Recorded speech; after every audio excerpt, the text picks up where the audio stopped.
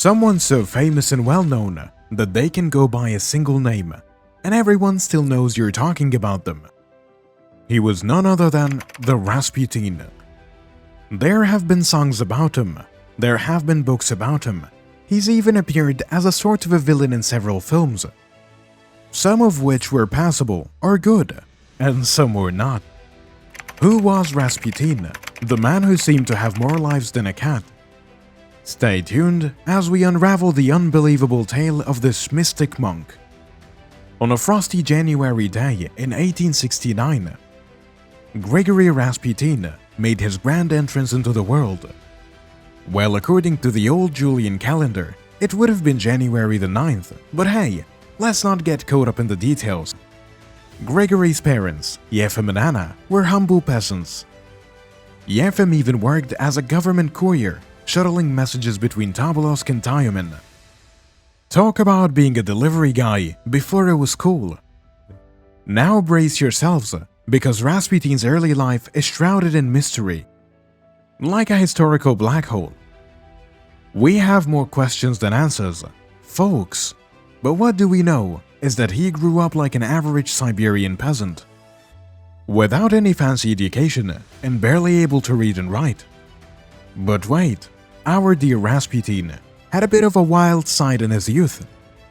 Rumor has it, he had a soft spot for the occasional stolen treat, a fondness for the little sip of alcohol, and he even dared to challenge the local authorities. Quite a rebel, wasn't he? In 1886, our adventurous Rasputin set off on a journey to Abalak, a town located 250 kilometers east-northeast of Tyumen, and a staggering 2,800 kilometers east of Moscow. Talk about an epic road trip. But it was in Abalak that destiny took a surprising turn. Rasputin met a charming young peasant girl named Praskovia Dubrovina. Sparks flew, and before you know it, they tied the knot in February 1887. Throughout their married life, Rasputin and Praskovia had the joy of raising 7 children.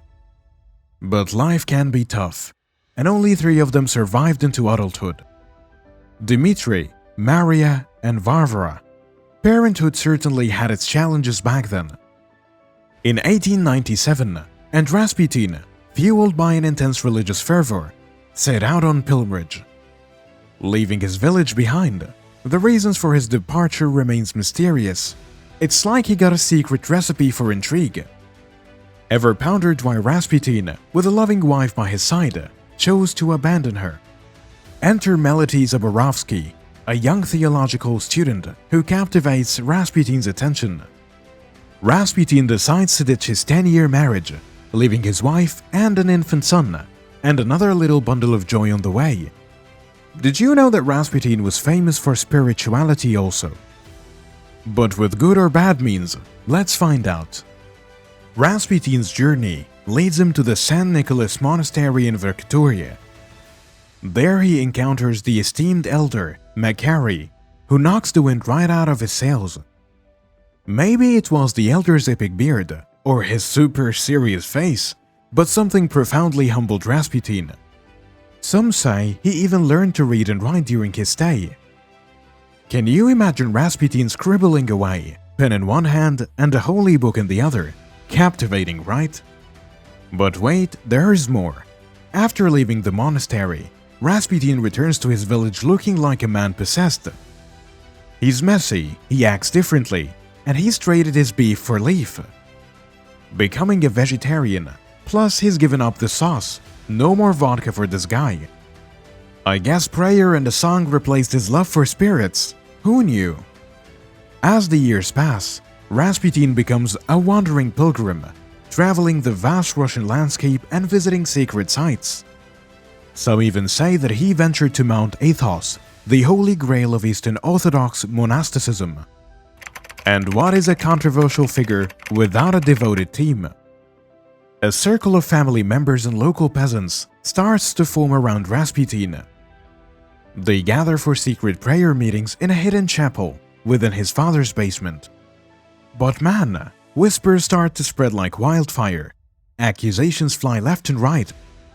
People claim Rasputin had quite the laundry list of vulgar activities going on. From getting old ladies to wash him before meetings, to wicked stuff. Rasputin's life was like a roller coaster ride through a circus of rumors and controversy.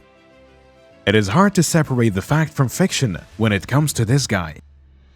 You see, back then, everyone was tired of pulling rabbits out of hats. They wanted the real deal, the mystical stuff, and Rasputin was their ticket to the extraordinary. This smelly, messy man from the middle of nowhere had a voice like an angel or some killer dance moves. Imagine that. So our mystic friend caught the attention of the high society, including someone with serious influence.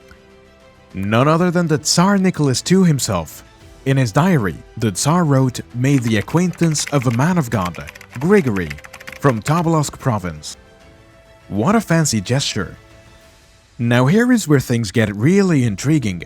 The royal couple, Tsar Nicholas and his wife Alexandra, were convinced that Rasputin held the key to healing their son Alexei. This young heir to the throne suffered from a blood disorder called hemophilia, making even the tiniest cut a serious problem. People believed that he had the power of faith healing. I mean, who needs a doctor when you have a mystical guru, right? And you wouldn't believe it. But there are actual accounts of Rasputin's seemingly miraculous powers.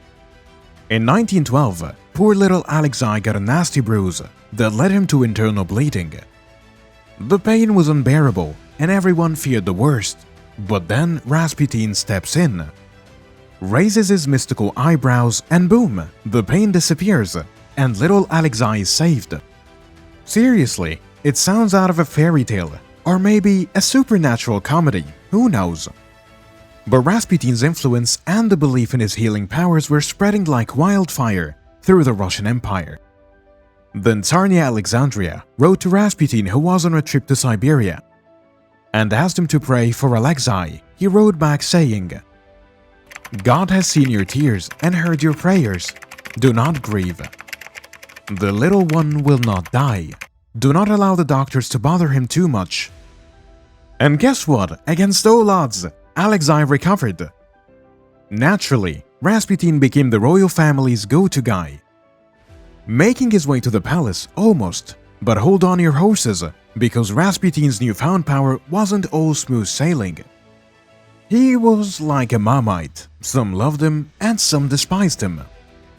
The guy was controversial to say the least. Even the head of the secret police and the prime minister warned the Tsar about Rasputin. But did he listen? Nope. Meanwhile, the Russian people were side-eyeing this so-called mad monk. Rumors flew faster than a group of angry birds. Rasputin was criticized as a rebel, accused of cuddling with a Tanya, scandal alert. Seriously, history is full of unbelievable series of events. Fast forward to July 12, 1914, his luck was about to take a nosedive, quite literally. A noseless peasant woman named Kionia Yuziva unleashed her inner ninja and attacked Rasputin with a knife. But here's the plot twist. He survived. Despite his miraculous survival, his popularity was on the decline. Those who once supported him were now plotting his downfall. Cue Prince Felix Yusupov, Grand Duke Dmitry Pavlovich, and politician Vladimir Purishkevich talk about power-packed trio. Our conspirators decided to invite him for a friendly dinner at Yusupov's palace on December 19, 1916. Little did Rasputin know, they had cooked up a deadly surprise for him, a poisoned cuisine. But this had no effect on him, and he had been secretly dosing himself with a small amount of poison daily, in order to build a tolerance to it. Talk about next-level immunity. The conspirators then shot Rasputin, and considered the deed done. Then they left Yusupov's palace. However, when they returned, they went to take a look at Rasputin's body, at which point he hopped up, attacked them, and escaped outside. They chased him and shot him again, twice, before he collapsed. They then wrapped his body in a sheet and threw it in the frozen river. Unbelievable. I guess now you know who he really was. If you know something else about him or any rumors that we didn't mention, let us know in the comments down below.